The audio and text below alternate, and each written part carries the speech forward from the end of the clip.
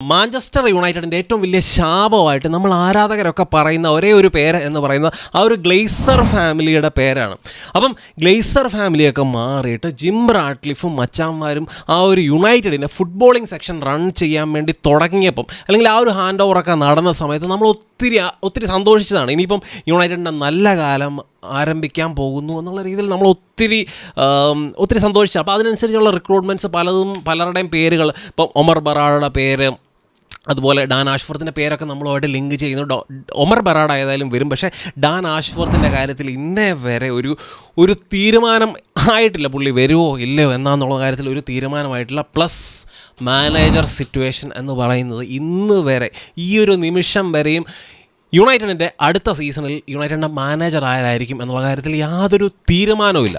അപ്പം ശരിക്കും പറഞ്ഞു കഴിഞ്ഞാൽ 12-ാം തീയതി എന്തോ ആണ് നമ്മുടെ ട്രാൻസ്ഫർ വിൻഡോ ഓപ്പൺ ആകുന്നത്. അപ്പോൾ ആ ഒരു ട്രാൻസ്ഫർ വിൻഡോയുടെ മുന്നത്തെ ഈ ഒരു സമയമൊക്കെ ശരിക്കും പറഞ്ഞാൽ നമുക്ക് ഈ ഒരു ട്രാൻസ്ഫർ വിൻഡോ അല്ലെങ്കിൽ പുതിയ സീസണിന് വേണ്ടി നമ്മൾ എങ്ങനെ പ്രിപ്പയർ ചെയ്യണം, നമ്മുടെ ടാർഗറ്റ്സ് ആരായിരിക്കും, നമ്മുടെ ഇവിടെയുള്ള കളിക്കാരിൽ ആരെയൊക്കെ നമ്മൾ ഒഴിവാക്കണം, ഇങ്ങനത്തെ പല ക്രൂഷ്യൽ ഡിസിഷൻസ് ഒക്കെ നടത്തേണ്ട സമയമാണിത്. അപ്പോൾ ആ ഒരു സമയത്ത് നമുക്ക് നമ്മുടെ അടുത്ത സീസണിൽ ആരായിരിക്കും മാനേജർ എന്നുള്ള കാര്യത്തിൽ നമുക്ക് യാതൊരു ഐഡിയ ഇല്ല എന്ന് പറയുന്നത് അതിൽ ശരിക്കും പറഞ്ഞാൽ ഞാൻ ഈ ജിം റാഡ്ക്ലിഫ് അണ്ണൻ ടീമിനെ ഞാൻ കുറ്റം പറയും. കാരണം ഗ്ലേസേഴ്സ് ആയിരുന്ന സമയത്ത് എന്താണ് അവരിത്രയും കാലത്ത് നമ്മുടെ ഈ ഒരു ടീമിനെ മുടിപ്പിച്ചിട്ടുണ്ട്. പക്ഷേ എന്നാലും അവർ ചെയ്യുന്ന കാര്യത്തിനൊക്കെ ഒരു ക്ലാരിറ്റി ഉണ്ടായിരുന്നു. പക്ഷേ ഇപ്പം ഈ ഒരു ജിം റാഡ്ക്ലിഫിൻ്റെ അണ്ടറിൽ നമ്മൾക്ക് ആരാധകർക്ക് ഇന്നേ വരെ ഈ ഒരു നിമിഷം വരെ മനസ്സിലാക്കാൻ പറ്റിയിട്ടില്ല ആരായിരിക്കും പുതിയ മാനേജർ, അല്ലെങ്കിൽ ഡാൻ ആഷ്വർത്ത് വരുമോ ഇല്ലയോ എന്നുള്ള കാര്യത്തിലൊന്നും യാതൊരു ഐഡിയ ഇല്ല.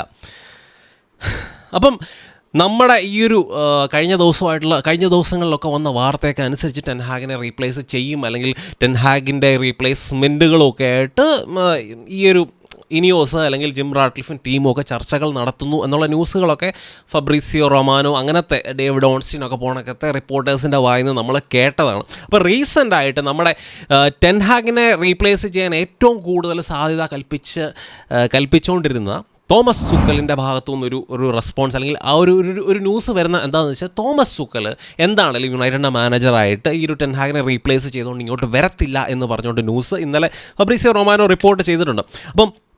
അപ്പോൾ ആ ഒരു സംഭവത്തിൽ ഫബ്രീസിയോ റൊമാനോ ക്ലാരിഫിക്കേഷനായിട്ട് പറയുന്ന കാര്യം എന്താണെന്ന് വെച്ച് കഴിഞ്ഞാൽ തോമസ് തുക്കലിന് ഈ ഒരു സീസൺ, ഇപ്പം ബയൻ്റെ ഈ ഒരു സീസൺ കഴിഞ്ഞു, ഇവിടുത്തെ പ്രശ്നങ്ങളൊക്കെ കാരണം പുള്ളിക്ക് അടുത്ത സീസണിൽ ഫുട്ബോളിൽ നിന്ന് ഫുള്ളായിട്ട് പുള്ളി മാറി നിൽക്കാൻ വേണ്ടിയാണ് ആഗ്രഹിക്കുന്നത്. അതുകൊണ്ടാണ് യുണൈറ്റഡിനെ റിജക്റ്റ് ചെയ്തത് എന്ന് കേൾക്കുന്നു. ഞാനതിനെ അതുപോലെ തന്നെ വിഴുങ്ങാനായിട്ട് ഞാൻ ഒരിക്കലും ആഗ്രഹിക്കുന്നില്ല. കാരണം തോമസ് തുക്കലിൻ്റെ ഓണ്ടറാജ് അല്ലെങ്കിൽ പുള്ളിയുടെ ഏജൻസും ഒക്കെ ആയിട്ട് നമ്മുടെ യുണൈറ്റഡിൻ്റെ അല്ലെങ്കിൽ ഇനിയോസിൻ്റെ റെപ്രസെൻറ്റേറ്റീവ്സൊക്കെ ചർച്ചകൾ നടത്തിയിട്ടുണ്ട്. അതുമാത്രമല്ല ജിം റാഡ്ക്ലിഫും ഈ ഒരു തോമസ് തുക്കലും തമ്മിൽ മോണക്കോയിൽ പോയിട്ട് അവർ തമ്മിൽ പേഴ്സണലി മീറ്റ് ചെയ്ത് ചർച്ചകളൊക്കെ നടത്തിയിട്ടുണ്ട്. അപ്പം രണ്ട് പേരുടെ ഭാഗത്തു നിന്നും തോമസ് തുക്കൽ, ഇപ്പം യുണൈറ്റഡിൻ്റെ ഭാഗത്തു നിന്ന് തോമസ് തുക്കൽ മാനേജറായിട്ട് വരണം എന്ന ആഗ്രഹമുണ്ട്. അതുപോലെ തന്നെ തോമസ് തുക്കലിനും ആഗ്രഹം ഉണ്ടായിരുന്നു ഇവിടെ മാനേജറായിട്ട് വരണം എന്ന്. പക്ഷേ എനിക്ക് തോന്നിയ ഒരു കാര്യം എന്താണെന്ന് വെച്ച് കഴിഞ്ഞാൽ തോമസ് തുക്കലിൻ്റേതായിട്ടുള്ള ഡിമാൻഡ്സ് ഉണ്ടായിരുന്നു. അത് ജിം റാഡ്ക്ലിഫിൻ്റെ മുന്നിലോട്ട് പുള്ളി വെച്ചു. അതുപോലെ തന്നെ ജിം റാഡ്ക്ലിഫിനും മാഞ്ചസ്റ്റർ യുണൈറ്റഡിനും ഇനിയോസിനും ഒക്കെ അവർക്ക് അവരുടേതായ കുറേ കാര്യങ്ങളുണ്ടായിരുന്നു. അത് തോമസ് തുക്കലിൻ്റെ മുന്നിലോട്ടും വെച്ചു. അപ്പോൾ ഇവർക്ക് തമ്മിൽ ഒരിക്കലും അഡ്ജസ്റ്റ് ചെയ്ത് വർക്ക് ചെയ്യാൻ പറ്റത്തില്ല, അല്ലെങ്കിൽ ഇവരുടെ തമ്മിലുള്ള ഐഡിയോളജീസ് തമ്മിൽ യാതൊരു മാച്ചിങ്ങും ഇല്ല. അപ്പോൾ അതുകൊണ്ടാണ് തോമസ് തുക്കൽ മാറിയത് എന്ന് തന്നെയാണ് എൻ്റെ ഒരു അഭിപ്രായം. അല്ല, തോമസ് തുക്കലിന് ഈ അടുത്ത സീസണിൽ പുള്ളിക്ക് റെസ്റ്റ് എടുക്കാൻ താല്പര്യം ഉണ്ടായിരുന്നെങ്കിൽ ഒരിക്കലും ഈ ഒരു കോണ്ടാക്ട്സും കാര്യങ്ങളും മീറ്റിങ്സും സംഭവങ്ങളും ഒന്നും നടക്കത്തില്ലായിരുന്നു. അപ്പം ഇത്രയും പ്രശ്നങ്ങളും ക്ലാരിറ്റി കുറവൊക്കെ യുണൈറ്റഡിൽ ഉണ്ട് ഒരു സൈഡിൽ. പക്ഷേ ഈ കഴിഞ്ഞ ദിവസങ്ങളൊക്കെ ആയിട്ട് വന്ന ന്യൂസ് അനുസരിച്ച് ജേഡൻ സാൻജോ എന്ന് പറയുന്ന മനുഷ്യനെ 40 മില്യൺ പൗണ്ട്സ് കിട്ടുകയാണെങ്കിൽ വിൽക്കും എന്ന് പറയുന്ന ഒരു ന്യൂസ് വന്നിട്ടുണ്ട്. അപ്പോൾ ആ ഒരു ഡിസിഷൻ എന്നെ സംബന്ധിച്ച് നല്ലൊരു ഡിസിഷനായിട്ടാണ് എനിക്ക് തോന്നുന്നത്. ജേഡൻ സാൻജോ എത്ര നന്നായിട്ട് പെർഫോം ചെയ്തു എന്ന് പറഞ്ഞാലും ഒരു ഹാർഡ് കോർ യുണൈറ്റഡ് ഫാൻ എന്നുള്ള രീതിയിൽ ജേഡൻ സാൻജോയുടെ ആക്ഷൻസ് നിങ്ങൾ ശ്രദ്ധിച്ചോ. ഇപ്പം മാഞ്ചസ്റ്റർ യുണൈറ്റഡിനെ ആയാലും ആരാധകരെ ആയാലും അതുപോലെ തന്നെ ടെൻ ഹാഗിനെയും ഇവരൊന്നും പുള്ളിയെ സംബന്ധിച്ച് ഒന്നുമല്ല, പുല്ല് വില ആ ഒരു സ്റ്റൈലിലാണ് പുള്ളി റിയാക്ട് ചെയ്തത്.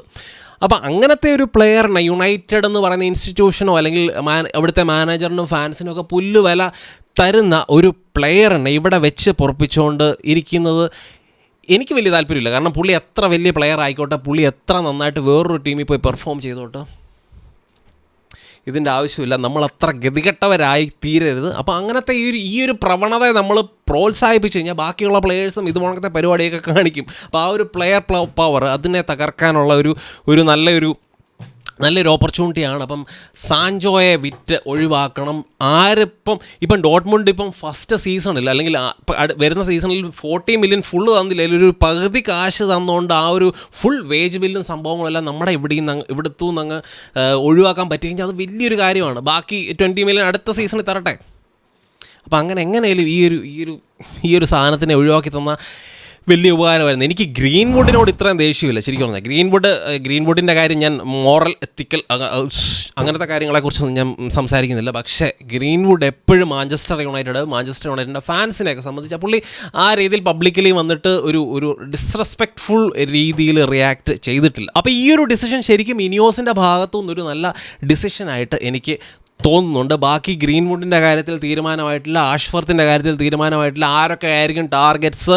ഇപ്പം കുറേ തള്ള് വരുന്നുണ്ട്. സൗത്ത് ഗേറ്റിൻ്റെ പേര് വരെ ഈവൻ മാനേജർ പൊസിഷനിൽ കേൾക്കുന്നുണ്ട്. എനിക്ക് തോന്നുന്നില്ല അത് പ്യുവർ തള്ള് ആണെന്ന് തന്നെയാണ് എനിക്ക് തോന്നുന്നത്. ഒരിക്കലും സൗത്ത് ഗേറ്റിനെ ഒന്നും പ്രിഫർ ചെയ്തില്ല. സൗത്ത് ഗേറ്റോ ഗ്രഹാം പോട്ടറോ ഇങ്ങനത്തെ സാധനത്തിനൊന്നും കൊണ്ടുവരത്തില്ല. എനിക്ക് തോന്നുന്നത് ഈ രീതിയിൽ പോകുകയാണെങ്കിൽ ടെൻ ഹാഗ് തന്നെ ചിലപ്പം, കാരണം തോമസ് തുക്കലായിരുന്നു അവരുടെ preferred choice. Thomas Tuchel already reject ചെയ്തത് കൊണ്ട് തന്നെ ടെൻ ഹാഗിനെ റീറ്റെയിൻ ചെയ്യാനുള്ള സാധ്യതയാണ് ഇപ്പോൾ കൂടുതൽ ഉള്ളത്. അപ്പം നിങ്ങളുടെ അഭിപ്രായങ്ങൾ, ഈ ഒരു ഹോൾ സെനാരിയോ സിറ്റുവേഷൻസിനെ കുറിച്ചുള്ള നിങ്ങളുടെ അഭിപ്രായങ്ങൾ, അതുപോലെ തന്നെ ഇനിയോസിനെയും ജിം റാഡ്ക്ലിഫിനെയും ഒക്കെ കുറിച്ചുള്ള നിങ്ങളുടെ അഭിപ്രായങ്ങൾ തീർച്ചയായിട്ടും നിങ്ങൾ കമൻസ് ആയിട്ട് ഇടണം. മറ്റൊരു നല്ല വീഡിയോ ആയിട്ട് കാണാം ഗൈസ്. ബൈ.